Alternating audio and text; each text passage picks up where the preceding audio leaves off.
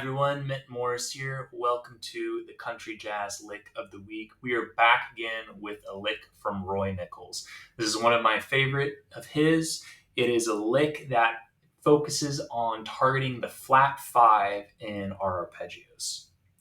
If you're interested in learning more Roy Nichols, I highly recommend you check out my Roy Nichols guitar course as well as my 2 transcription packs I offer, taking a look at some of his greatest solos. They will be on a 15% discount throughout the weekend, so please see the link in the description below, and you can use the coupon code NICHOLS in all caps for that 15% off through the weekend.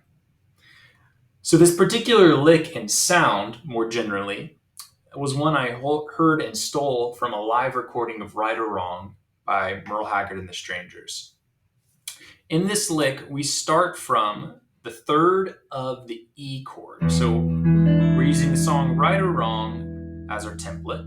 And our E is E, G sharp, B, and D. That's the 1, 3, 5, and flat 7. I'm starting on my 3rd, so I have G sharp, B, D, and E. 3, 5, 7, 1. Now that's establishing that dominant 7th sound, right?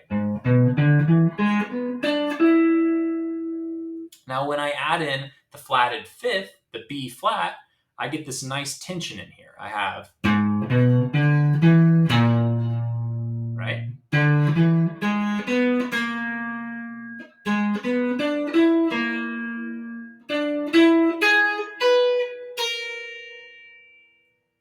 So this is a fun sound to kind of end your phrases with, as I was kind of exaggerating in that take there in the intro.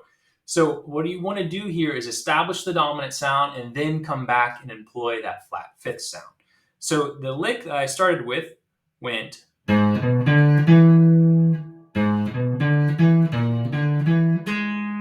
So I established that sound twice. I went 3, 5, 7, 1, 3, 5, 7, 1, flat 5, 7, 1, 3. And then that launches me into my A7 chord. And I can take that same pattern starting on the 3rd for this particular lick, and you can start on any of the arpeggio notes, but I've got this 3rd here, and I can do the same thing. The flat 5th of A is E flat, and then I can resolve right into my D. Do the same thing. And then to the G.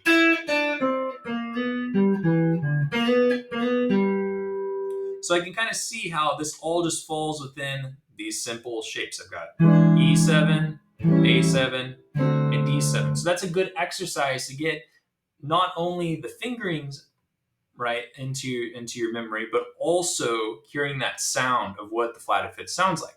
So I've got this.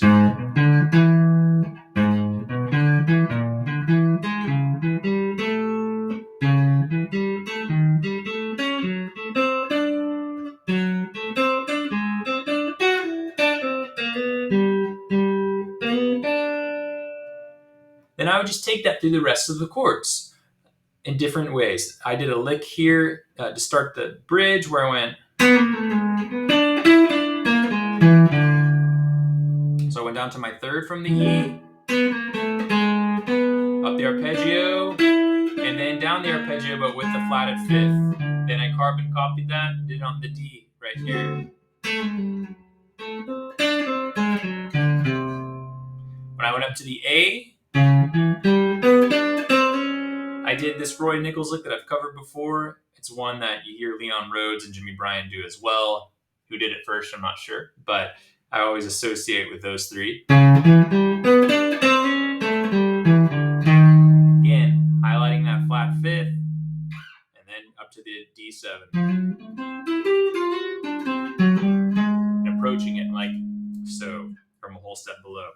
So just getting these arpeggios under your fingers and then identifying where that flat 5th is, it's not only going to help you get this lick, but it's also going to help elucidate your fretboard so that you know where not only the arpeggio notes are, the right notes maybe, but the wrong notes, the notes that bring the tension that will then resolve you.